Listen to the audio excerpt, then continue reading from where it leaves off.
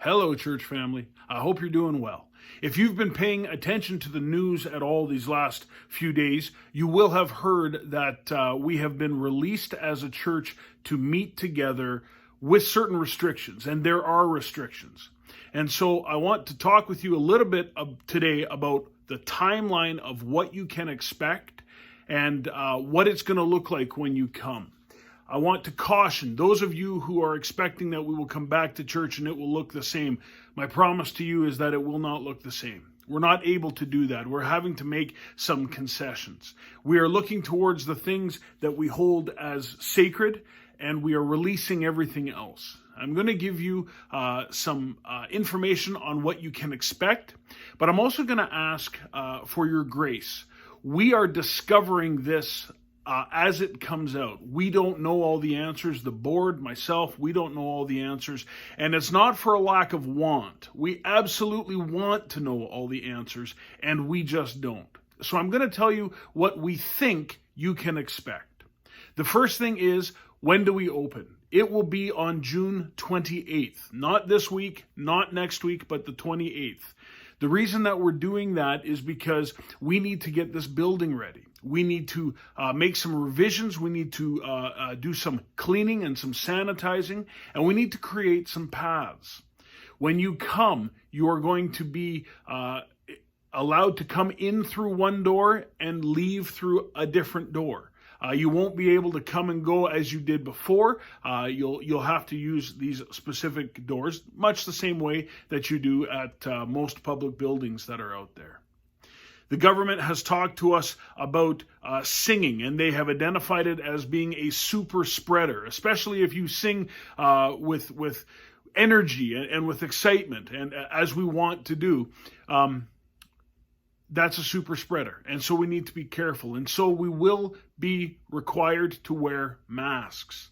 It's something that we will provide some, but it is not a large number. We ask, if you have a mask, please bring it. I'll be providing my own mask, but we will provide some if you forget.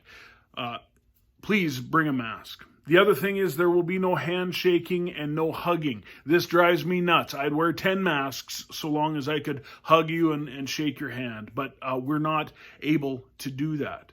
This is the price of being open at all. You're going to be able to sit in a certain number of people, and then you'll have to social distance from other people. Those people that you sit with need to live in your house with you. There's some challenges, as you can understand, with that. Things that we're seeking understanding, seeking clarity on. We can make assumptions, but that's not good enough. We need to know what the government intends from us. And so we're seeking out answers to questions such as, what if you live by yourself? Currently, we don't know. Before the 28th, we'll let you know. The auditorium will be set up to facilitate physical distancing between family groups, and those who attend will have the opportunity to receive communion together after the service ends. What exactly that looks like, we don't know. Another question is, who will be preaching on stage? There's two options. One option is that I will be up there, or whoever will be up there and preaching, and we will record that. There will be a camera present. We'll record that and edit it and post it onto YouTube. Or another option is that we will view what has already been recorded, and we will partake as a greater body altogether. We don't know which one we're going to do, and we don't know if we're going to pick one and only do that one and never do the other. We are having to change and modify as time goes on. We want you to know that you are welcome to come on the 28th. It will be at 10:30, but we also want you to know that if you do not feel safe and healthy to gather together, there is no judgment. For some of you, we know that this is something you're not comfortable with. People in my own family are not comfortable with this. My own parents are staying at home instead of coming to church because they're senior citizens and because they want to be careful. That is a very good conclusion to come to, and you are welcome to have that conclusion. There's no judgment. Here's what we ask. If you are sick, even just a little bit, please stay home. Please don't come in. We can be tempted to be a little bit rebellious at this and say, I'm fine. A sneeze is not going to hurt anyone. But this is not how we love our neighbors. If our neighbors are scared and if our neighbors stay away because you want to come when you're ill, we haven't done a good job. And so caution, please stay away. There is also a number of people that we can have in the building, and we cannot exceed that number. Please be gracious with us. If you are turned away, and I don't expect that you will be, but if you are turned away, please celebrate that. We are at full capacity. We can't grow any bigger than this. And partake in what's happening at home. Next week, come earlier. There will be no judgment passed at all on those who choose for the next season to continue worshiping from home. And the online first model will continue as you have seen it. But many of you express a strong desire to be together, no matter what the limitations. And we're trying to find the best way to honor both groups by opening up for these events. Hear me clearly. We want you here. We want you here badly. We want to meet together. We want to do church and do life as we did in the past, a way that we celebrate and a way that we love. We're not able to do that. There's a new way. I think of the story where Jesus, the illustration Jesus gave of new wine in old wineskins. And he said, don't try to shove new wine into old wineskins. The old wineskins will burst. They won't hold it. This is a time of new wine. This is a time where God has given us this. And he has said, the way you did it in the past is not how you're going to be able to do it now. At least not for the present. And so I want to be very clear with you. You will see changes.